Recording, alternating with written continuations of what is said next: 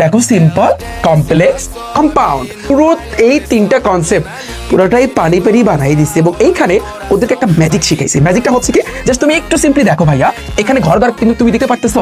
দেখো simple, complex, compound, ওদের জন্য টোটালি আমি 12টা, কয়টা ভাইয়া 12টা আমি সিলেক্ট করেছি। জাস্ট ওদেরকে আমি একটা কথা বলছি যে সিম্পল, কমপ্লেক্স, কম্পাউন্ড তুমি যদি কঠিনভাবে পড়ো জীবনেও ভাইয়া তোমার মাথার ভিতরে ঢুকবে না। আমি যেভাবে শিখাই জাস্ট তুমি সেভাবে শিখো। কিভাবে?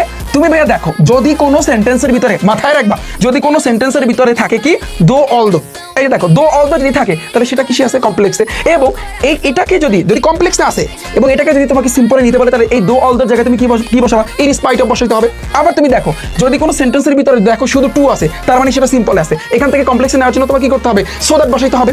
আবার তুমি চিন্তা করো, যদি কোনো সেন্টেন্সের ভিতরে তুমি দেখো যে ইফ আছে, ইফ থাকলে সেটা কমপ্লেক্সে থাকে, তাহলে সেখান থেকে যদি তোমাকে সিম্পলে নিতে বলে তাহলে ইফের জায়গায় তুমি কি বসাবো ভাইয়া? বাই প্লাস সামনে যে ভার্বটা থাকবে ওই ভার্বের সাথে আইএনজি। অর্থাৎ আমি যদি সহজে তোমাদেরকে বুঝাই যে টোটাল আমি ওদেরকে 12টা টাইপ শিখাইছি। কয়টা ভাইয়া? 12টা। এর ভিতরে এইখানে আছে টোটাল 9টা এবং বাকি 3টা হচ্ছে অন্য রকমের। দেখো বাকি 3টা হচ্ছে সম্পূর্ণ টেকনিক। এই টেকনিক জাস্ট তুমি এই 12টা যদি মাথায় রাখো, আমি রিফাত হোসেন, আমি তোমাকে ওপেন চ্যালেঞ্জ দিচ্ছি, তোমার কাছে জলের মতো ক্লিয়ার হয়ে যাবে।